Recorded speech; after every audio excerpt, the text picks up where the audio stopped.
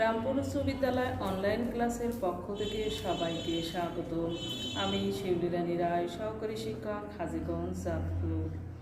আজকে আমি যে বিষয়টি নিব সেটি হচ্ছে শ্রেণী ষষ্ঠ, বিষয় বাংলাদেশ ও বিশ্ব পরিচয়, অধ্যায় প্রথম, পাঠ 3, 4 ও 5, বাংলাদেশের মানব বসতি ও রাজনৈতিক ইতিহাস। এর মধ্যে আছে শশাঙ্ক, পাল রাজবংশ, সেন রাজবংশ। বাংলাদেশের মানব বসতি ও রাজনৈতিক ইতিহাস সম্পর্কে আমরা প্রথমে জানব। প্রাচীনকাল থেকে বাংলাদেশের মানব বসতি ছিল। সিলেট, চট্টগ্রাম, কুমিল্লা জেলা কোনো কোনো অঞ্চল ছিল বাংলাদেশের থেকে বেশ প্রাচীন। রাজশাহী, বগুড়া, দিনাজপুর, টাঙ্গাইল, নরসিংদী জেলার কিছু অঞ্চল বেশ প্রাচীন।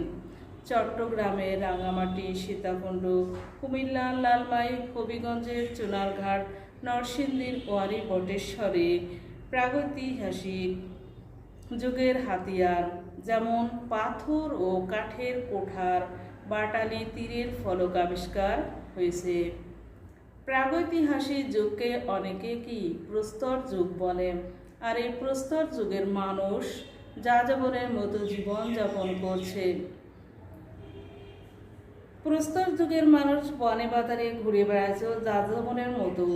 তারা কি পশু পাখি, মৎস্য শিকার এবং ফলমূল সংগ্রহ করে খাদ্যের চাহিদা পূরণ করেছে। প্রস্তর যুগের পর নরসিংদীর ওয়ারী বটেশ্বরে তাম্র প্রস্তর যুগে গর্ত বসতির চিহ্ন আবিষ্কার হয়েছে। ভারতবর্ষের অনেক জায়গায় প্রস্তর যুগ ও তাম্র প্রস্তর যুগে মানব বসতির চিহ্ন পাওয়া যায়।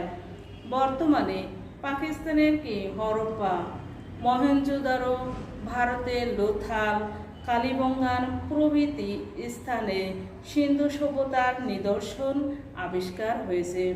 আর এই সিন্ধু সভ্যতা খ্রিস্টপূর্ব 2700 থেকে 1700 অব্দ ভারত উপমহাদেশে প্রথম নগর সভ্যতা। ভারত উপমহাদেশে প্রথম নগর সভ্যতা সিন্ধু সভ্যতার কোনো চিহ্ন বাংলাদেশে পাওয়া যায়নি। আর এই ভারত উপমহাদেশের দ্বিতীয় নগর সভ্যতার নিদর্শন কোথায়? বগুড়ার বরেন্দ্রভূমি, মহাস্থানগড়ে এবং নরসিংদীর মধুপুর ভূমি ওয়ারী বটেশ্বরে আবিষ্কার হয়েছে। মহাস্থানগড়ে অবস্থিত প্রাচীন নগরটির নাম ছিল পুণ্ড্রনগর। তাহলে প্রাচীন নগরটির নাম কি ছিল? পুণ্ড্রনগর। আর এই পুণ্ড্রনগরটি গড়ে উঠেছিল খ্রিস্টপূর্ব কত শতকে? 4th শতকে। খ্রিস্টপূর্ব 4th শতকে। ওয়ারী বটেশ্বরে অবস্থিত 2500 বছরের প্রাচীন নগরটির নাম এখনো জানা যায়নি। সমসাময়িক কালে ভারত উপমহাদেশের 16টি বিখ্যাত জনপদের নাম পাওয়া যায়। কয়টি জনপদের নাম পাওয়া যায়? 16টি। কয়টা? 16টি জনপদের নাম পাওয়া যায়।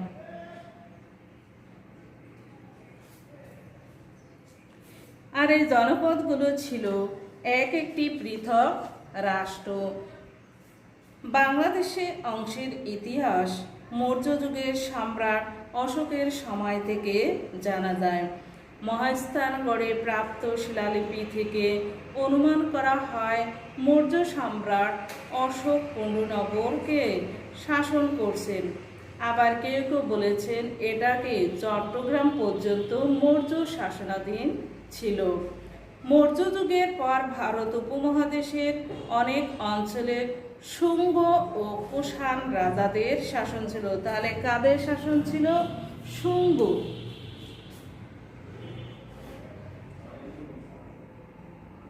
শুঙ্গ ও কুষাণ।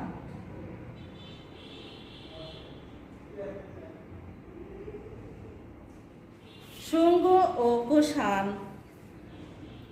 রাজাদের শাসন ছিল। বাংলাদেশ অঞ্চলে শুঙ্গ ও কুষাণ যুগের কিছু পোড়ামাটির ফলক আবিষ্কার হয়েছে। এবার আমরা জানব শশাঙ্ক।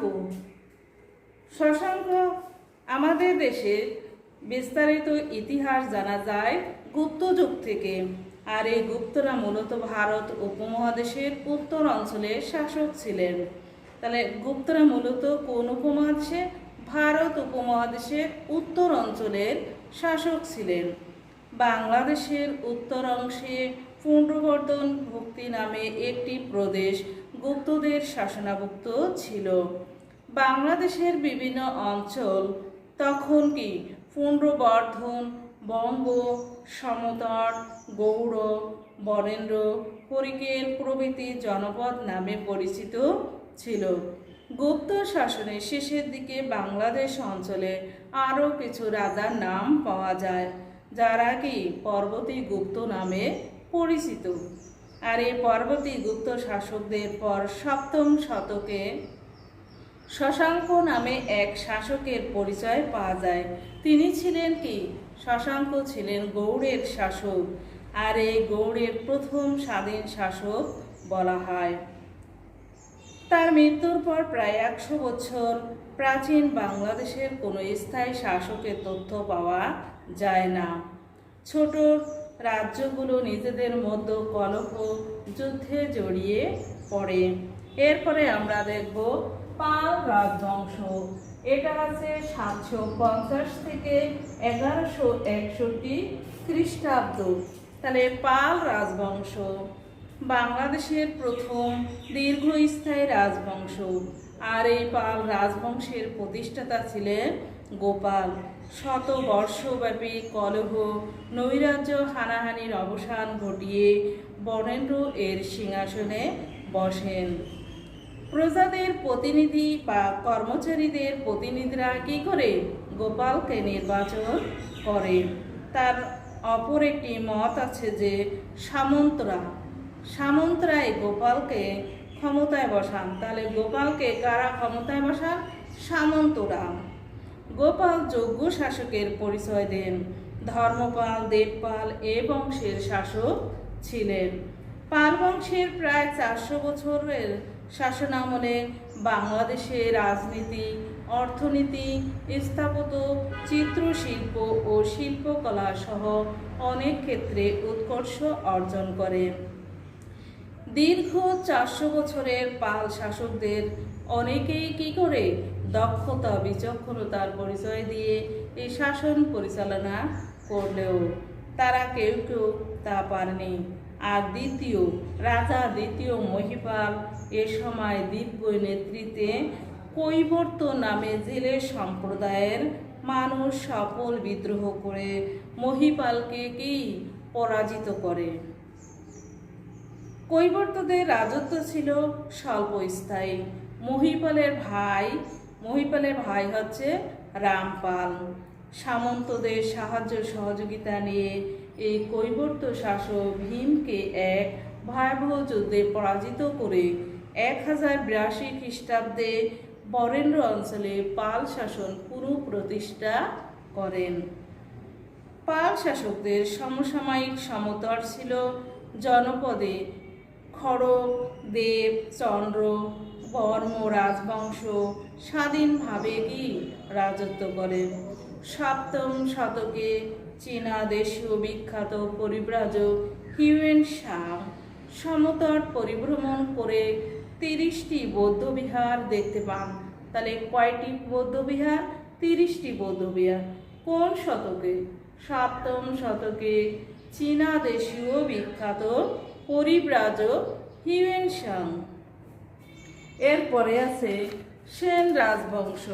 তাহলে সেন রাজবংশ হচ্ছে 1091 থেকে 1204 খ্রিস্টাব্দ। সেনরা কি করে? সেনরা দাক্ষিণাত্যের কর্ণাটক থেকে পালদের অধীনে সেনাবাহিনীতে চাকরি করার জন্য এদেশে এসেছিল। তারা ধীরে ধীরে নিজেদের শক্তি বাড়াতে থাকে। শেষে দুর্বল পাল মদন পালের রাজত্বকালে বিজয় সেন ক্ষমতায় আসেন। আর এই বিজয় সেনের রাজা ছিলেন কি? বল্লল সেন ও লক্ষণ সেন। সেনরা প্রায় সমগ্র বাংলাদেশ শাসন প্রতিষ্ঠা করে দীর্ঘদিন শাসন পরিচালনা করেন। আর এই সেনদের মধ্যে বিজয় সেন ও বল্লল সেন শৈব সম্প্রদায়ের ছিলেন। তাহলে সেনদের মধ্যে বিজয় সেন এবং বল্লাল সেন শৈব সম্প্রদায়ে ছিলেন। লক্ষণ সেন কি করলো? লক্ষণ সেনের কাছ থেকে তারা লক্ষণ সেন বৈষ্ণব সম্প্রদায়ের অনুরাগী ছিলেন। লক্ষণ সেন কোন সম্প্রদায়ের? লক্ষণ সেন বৈষ্ণব সম্প্রদায়ের অনুরাগী ছিলেন। সেনরা ধর্মকর্মের বিষয়ে যত্নবান ছিলেন। লক্ষণ সেনের কাছ থেকে তুর্কি বীর ইখতিয়ার উদ্দিন মোহাম্মদ বখতিয়ার খলজি নদিয়া বিজয় করেন। আর এই লক্ষণ সেনের পুত্র হচ্ছে দুই পুত্র, বিশ্বরূপ সেন এবং কেশব সেন। তারা আরও কিছু সময় বাড়িয়ে 1205 থেকে 1230 খ্রিস্টাব্দ, তাহলে পরবর্তীতে আরো সময় বাড়ায় 1205 থেকে